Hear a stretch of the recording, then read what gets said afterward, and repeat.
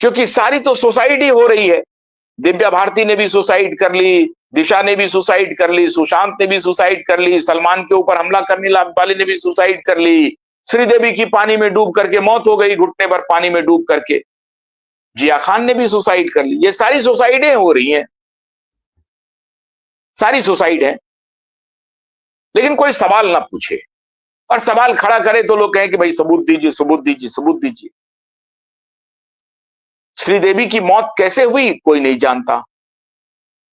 जो उनका वर्जन आया, खिला पिला करके जो भी स्टेटमेंट दे दिया, वो स्टेटमेंट रिकॉर्ड हो गया, उसी को लोगों ने मान लिया। कोई जांच नहीं। दुबई की पुलिस ने क्या जांच की नहीं की भगवान जाने। बड़े बड़े लोग उसमें शामिल थे। लेकिन चलिए मान लिया कि चलिए कोई एक हादसा ही था, दुर्घटना ही थी श्रीदेवी जी की। जिया खान के लिए क्या हुआ, उसको भी छोड़िए आप। ख्वाजा यूनुस खान की मां ने अदालत में अर्जी लगाई है कि आपके कंटेम्प्ट किया का कोई किसी ने परवाह नहीं किया है। सचिन बाजे को महाराष्ट्र सरकार ने, उद्धव ठाकरे ने रीइंस्टेट कर दिया है, जिसे अदालत ने डिसमिस करने का आदेश दिया था, उसे रीइंस्टेट कर दिया है।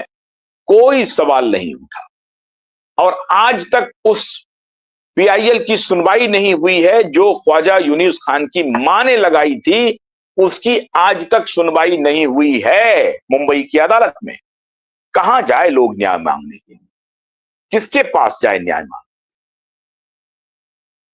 तो ये तो बॉलीवुड का कृत्य रहा है मित्रों। 2020 के बाद जिस प्रकार से बॉलीवुड जहन्नुम के रास्ते पर बढ़ गया है, नरेंद्र मोदी ने उनको एक और धक्का दे दिया।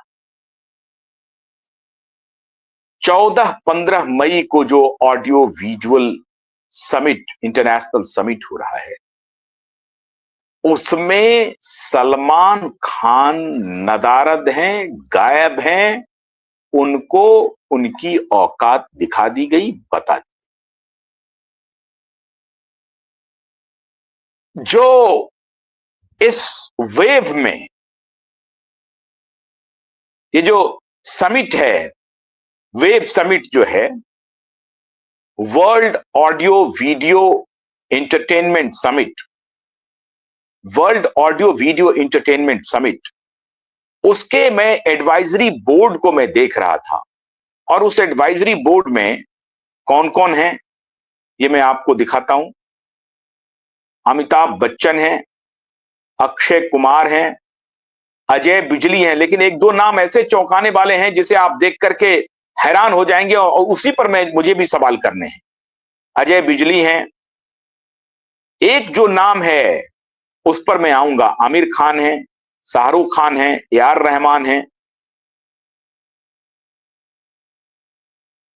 आनंद महिंद्रा हैं, अनिल कपूर साहब हैं, अनुपम खेर साहब हैं, टी सीरीज के मालिक भूषण कुमार हैं,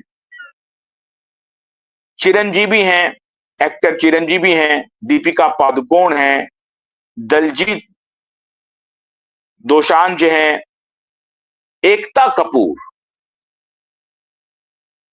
हेमा मालिनी, कविता विनोद खन्ना, किरण मजूमदार शॉ, माइक हॉपकिंस, जो नेटफ्लिक्स के सीईओ हैं, माइक हॉपकिंस।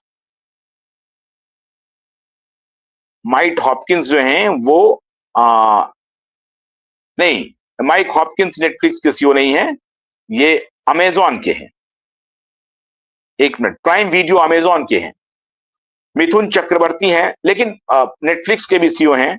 मिस्टर मोहनलाल हैं, मुकेश अंबानी जी हैं, नागार्जुन अक्किनी हैं, नमित मल्होत्रा हैं, रजनीकांत हैं, रणबीर कपूर हैं, रवि आहूजा हैं, president and chief executive officer of Soni pictures, Sanjeev Goenka है, आरपी संजीव गोयनका, सत्या नडेला है, माइक्रोसॉफ्ट के सीईओ, शाहरुख खान है, फिर शेखर कपूर हैं, एसएस राजामौली हैं, और सुंदर पिचई हैं, गूगल के सीईओ सुंदर पिचई। और ये हैं, अब ये आ रहे हैं, एक सेकेंड एक सेकेंड एक सेकेंड, सुंदर पिचई, सुंदर पिचई के बाद, सुंदर पिचई के बाद हैं किरण मजूमदार शॉ के बारे में बताया, माइक हॉपकिंस के बारे में बताया, मिथुन चक्रवर्ती के बारे में बताया आपको, नागार्जुन के बारे में बताया, रजनीकांत, रणबीर कपूर, हाँ, रवि आहूजा, संजीव गोयनका, सत्या नडेला, शाहरुख खान, शेखर कपूर, एस राजा मौली, सुंदर पिचई। हाँ, और ये हैं नेटफ्लिक्स के मिस्टर थियोडोर। मिस्टर थियोडोर जो है वो नेटफ्लिक्स के सीईओ वो हैं। और एक बड़ा चौंकाने वाला नाम है, दो। एक तो आधार पूनावाला, किरण मजूमदार शॉ, और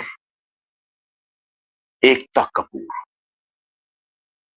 ये तीन नाम मित्रों ऐसे हैं जिसको मैं समझ नहीं पा रहा हूं कि किरण मजूमदार शॉ, और किरण मजूमदार शॉ आजकल नई दोस्त हैं जिरोधा के मालिक की,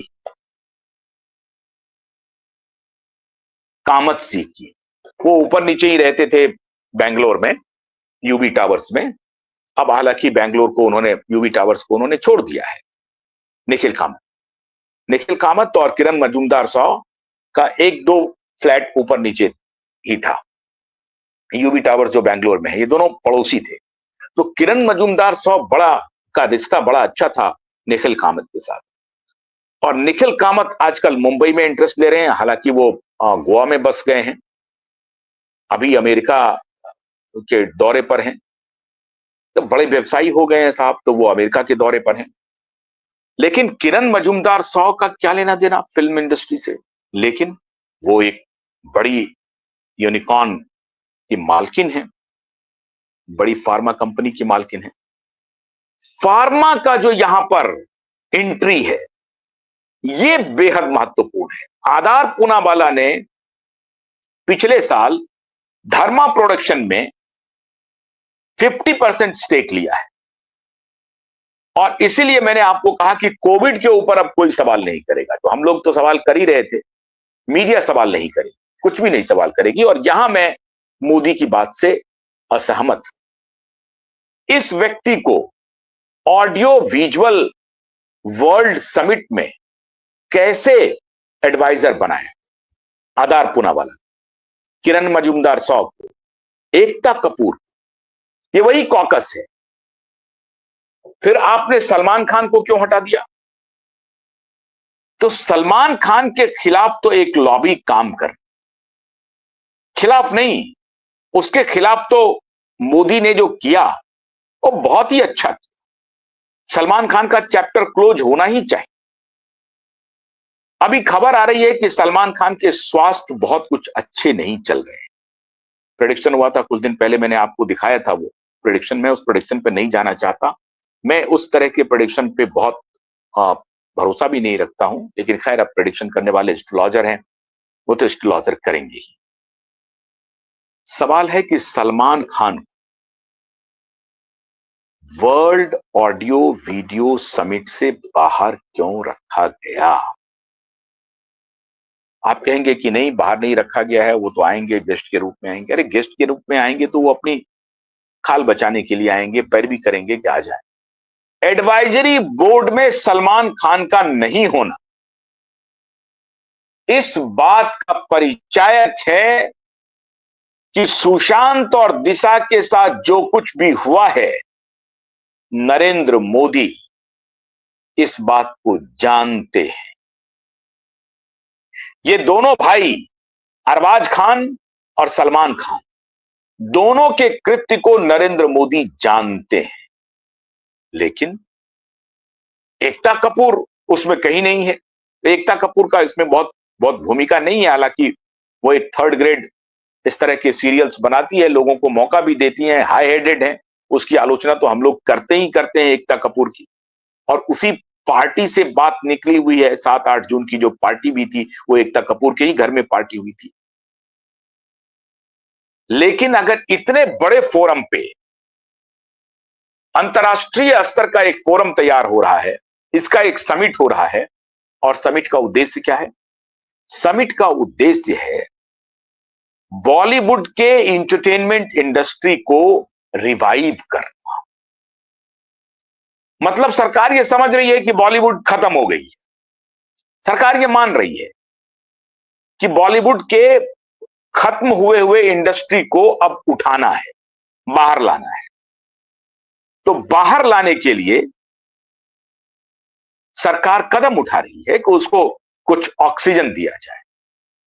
वो वेंटिलेटर पर है तो उसे बाहर निकाल करके उसको कुछ वेंटिलेटर से बाहर निकाला जाए, ऑक्सीजन दिया जाए।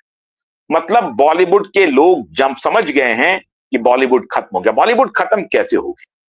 अब उसमें एक टेक्नोलॉजिकल इंटरवेंशन भी है, जिसको आप कहते हैं ओटीटी प्लेटफॉर्म। लोग आपके पास देखने सुनने के इतने साधन हो गए हैं कि your mobile has become on the go television.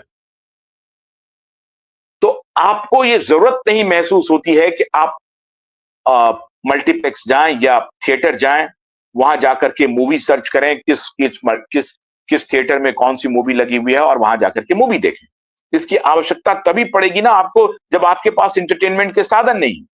24 घंटा टेलीविजन, उसके बाद मोबाइल, और मोबाइल पर सोशल मीडिया।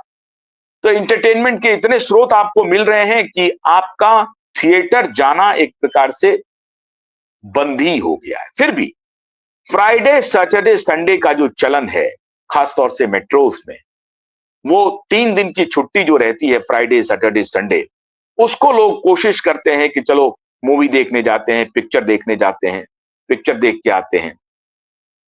पिक्चर कैसा होता है, क्या होता है?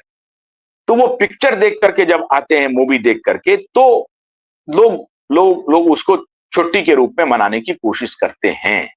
ये है चलन फ्राइडे सैटरडे संडे। लेकिन बाकी 2 दिन तो हॉल बंद ही बंद है। बाकी दिन तो किसी को फुर्सत नहीं है।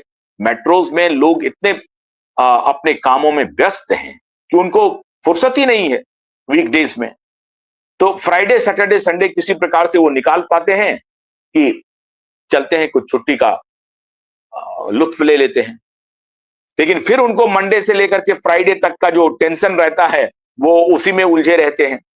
और उसके बाद एंटरटेनमेंट के इतने स्रोत हैं आपके पास कि आपको वक्त ही नहीं मिलता है कि आप जाकर के वक्त निकालें थिएटर जाने